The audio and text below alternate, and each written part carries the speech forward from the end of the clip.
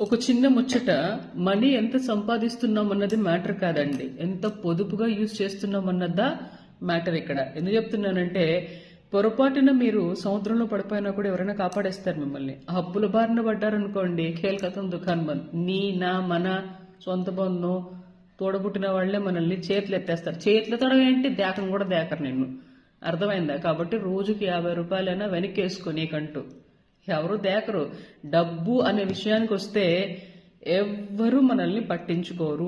ఎంత వీలైతే అంత దూరంగా పెట్టేస్తారు. దౌర్భాగ్యం ఏంటంటే, భగవంతుడు నేను మీ కష్టాల్లో ఉన్నప్పుడు డైరెక్ట్గా నేను రాలేను కాబట్టి మీకు తోడబుట్టిన వాళ్ళని ఇస్తాను, వాళ్ళు ఏదో అంతో ఎంతో మిమ్మల్ని ఆదుకుంటారు అని తోడబుట్టిన వాళ్ళు ఇస్తారంట భగవంతుడు మనకి. కానీ దరిద్రం ఏంటంటే, ఆ తోడబుట్టిన వాళ్లే మనకి పైసలు ఇచ్చి వడ్డీలు అడుగుతున్నారు అనమాట. వడ్డీకే ఇస్తారు పైసలు కూడా.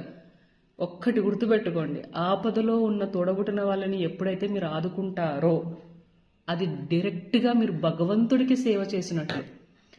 ఎంత చండాలంగా తయారయ్యారంటే జనాలు, నాకి నాకి నాకి నాకి నాది నాది అంటారు. ఏం ఎత్తుకొని పోతారండి, ఏం ఎత్తుకొని పోతారు అసలు? నాకు అర్థం అవ్వని విషయం అదే. ఏం ఎత్తుకొని పోతారు? ఏమి రూపాయి బిల్లెడ్ పెడితే అది కూడా తీసేస్తారు. సొమజైందా?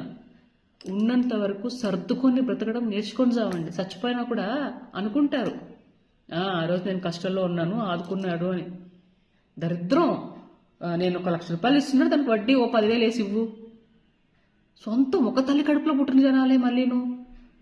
మారి సావండి. ఒకటే చెప్తాను నేను, ఆదుకోండి. కష్టాల్లో ఉన్న వాళ్ళని ఆదుకోండి. మీకు అయ్యి ఉంటే ఆదుకోండి. మీకెళ్ళినప్పుడు నేను ఆదుకొని చెప్పట్లేదు, అర్థమైందా?